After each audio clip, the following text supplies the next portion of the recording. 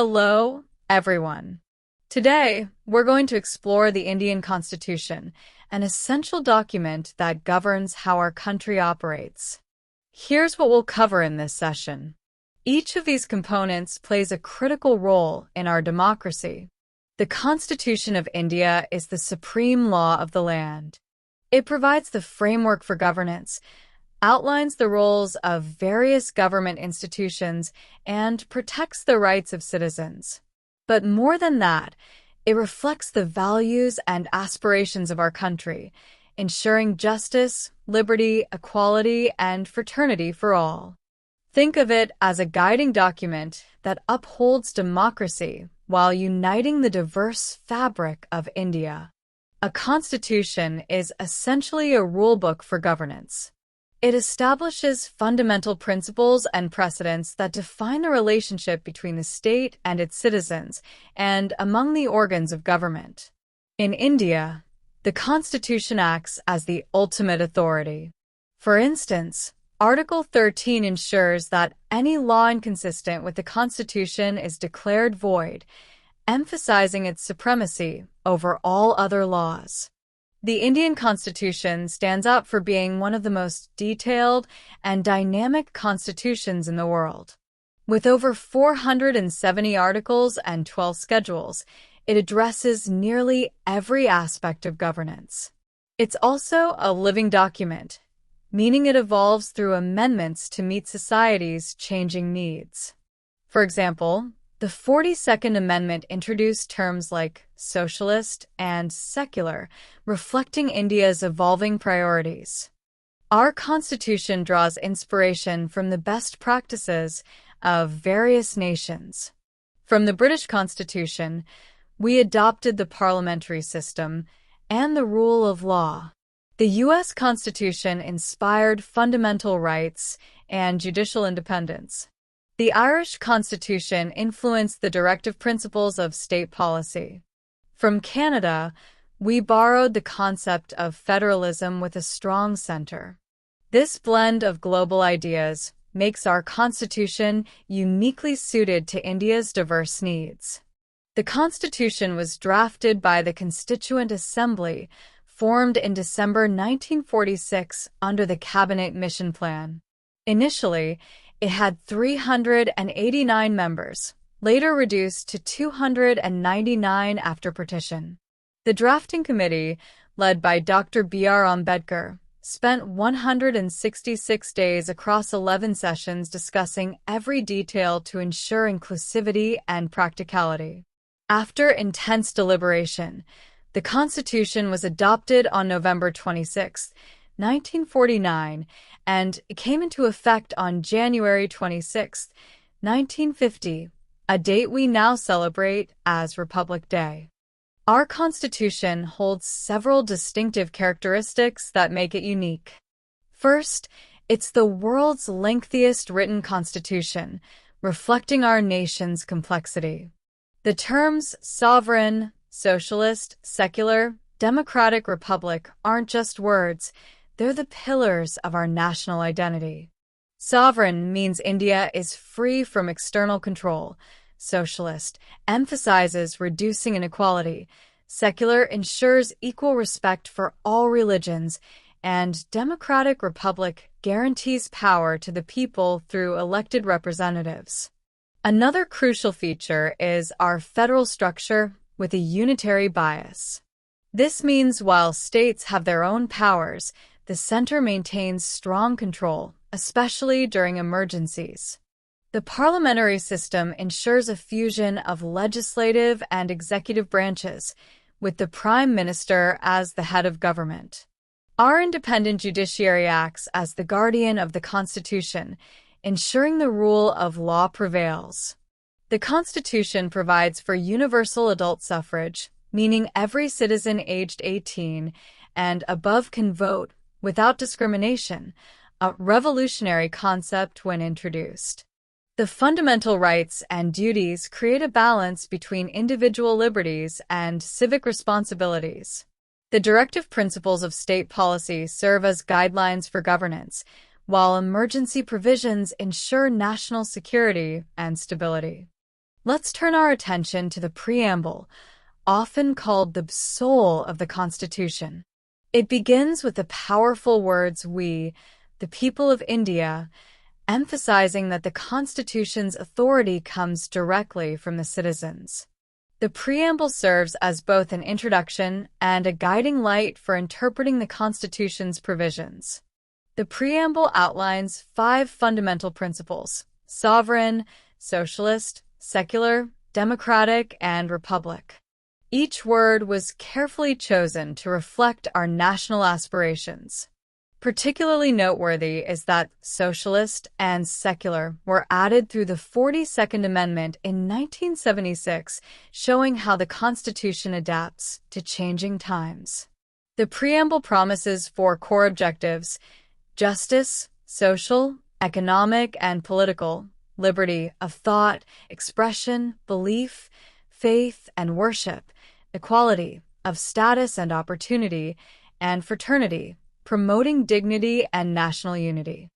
These objectives form the foundation of our democratic society and guide policymaking at all levels. The preamble serves as the soul of the Constitution, reflecting its essence. While it's not legally enforceable, it guides the interpretation of constitutional provisions. For instance, the 42nd Amendment added socialist, secular, and integrity, highlighting India's evolving priorities. Fundamental rights are essential freedoms guaranteed to all citizens. They aim to ensure individual dignity, equality, and liberty, forming the cornerstone of Indian democracy. These rights are enforceable by courts, ensuring protection against misuse of power.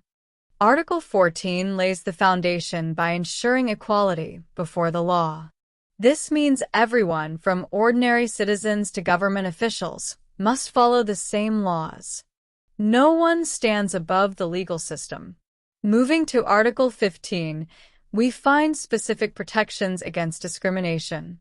The law prohibits unfair treatment based on religion, race, caste, sex, or where someone was born. Importantly, this article also enables the government to create special provisions to support women, children, and historically disadvantaged groups. Article 16 focuses on public employment, guaranteeing that every citizen has an equal opportunity to work in government positions.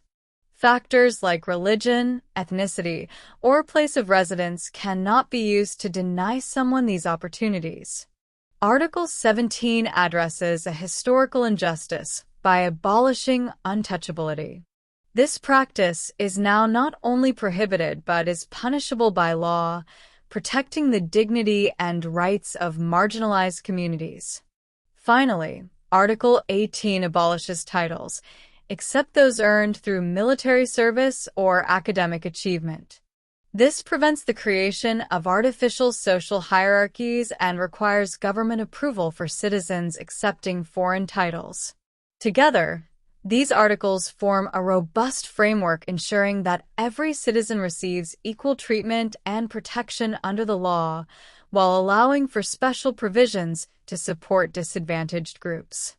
The right to freedom is a cornerstone of our democracy, granting citizens essential liberties. Article 19 provides freedoms like speech, expression, and assembly, ensuring open dialogue and civic participation. Article 20 protects against conviction for the same offense twice. Article 21 guarantees the right to life and personal liberty, including the right to privacy. Article 22 ensures protection against arbitrary arrest or detention. These freedoms uphold individual dignity while fostering social harmony. This right safeguards individuals from being exploited, particularly vulnerable sections of society. Article 23 prohibits forced labor and human trafficking, ensuring freedom from exploitation. Article 24 forbids child labor in hazardous industries, protecting children's health and education. These provisions reflect the Constitution's commitment to human rights and social justice. The Constitution ensures religious freedom for all citizens. Article 25 allows individuals to profess, practice, and propagate their religion. Article 26 gives religious groups the freedom to manage their affairs. Article 27 prohibits compulsory taxation for religious purposes. Article 28 ensures secular education in state-funded institutions. These rights foster harmony in a diverse, multi-religious nation. These rights protect the unique identity of India's diverse communities. Article 29 ensures the preservation of language, script, and culture. Article 30 allows minorities to establish and manage educational institutions. These provisions promote inclusivity and respect for India's rich cultural heritage. The Directive Principles act as guidelines for the government to establish a welfare state. While not enforceable in court, they aim to reduce inequalities, promote social justice, and enhance the quality of life. For instance, Article 39 emphasizes equitable resource distribution and protection of workers' rights. The directive principles of state policy represent India's vision for social and economic justice. These principles guide government policies to reduce inequality, promote public welfare, and ensure fair distribution of resources. While not legally binding, they work alongside fundamental rights to create a balanced, democratic society that serves both individual and collective interests. They're essential guidelines that help transform India into a progressive welfare state. The directive principles are grouped into 3 categories. Socialistic principles, focused on reducing wealth disparities and ensuring education and health for all. Gandhian principles, inspired by Gandhiji's vision, these include promoting cottage industries and prohibiting alcohol. Liberal intellectual principles, emphasizing judicial independence and international peace. Together, they guide policymaking for a just and equitable society. The Directive Principles of State Policy, or DPSPs, represent a unique feature of India's constitutional framework. While these principles aren't legally enforceable in courts, they have profoundly shaped India's legislative and policy landscape since independence. DPSPs have found practical application across various sectors. In legislation, they inspired crucial reforms like the abolition of the zamindari system and the landmark Right to Education Act of 2009. On the economic front, they led to worker protection through the Minimum Wages Act and Industrial Disputes Act, establishing foundations for labor rights. The judiciary has played a pivotal role in elevating DPSP's importance. The Kesavananda Bharti case of 1973 was groundbreaking, establishing DPSPs as fundamental to India's governance. Later, the Krishnan case demonstrated how DPSPs could influence the interpretation of fundamental rights, leading to education being recognized as a fundamental right. In social welfare, DPSPs have guided programs like the Public Distribution System and MNREGA, addressing basic needs like nutrition and employment. Environmental protection also draws from these principles, as seen in the Water and Air Pollution Acts. However, DPSPs face significant challenges. Their non-justiciable nature means implementation depends heavily on political will. Resource constraints often limit their realization, and sometimes they appear to conflict with fundamental rights, as seen in reservation policies.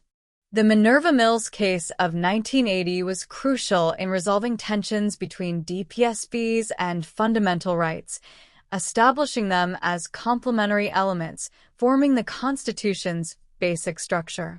This harmonious interpretation ensures that while DPSPs remain non-justiciable, they serve as essential guidelines for governance and policymaking in India. Thank you for joining us for this video. Please like the video and keep supporting us. Don't forget to subscribe to the channel and share it with your friends. Happy learning! See you in the next video with other exciting topic.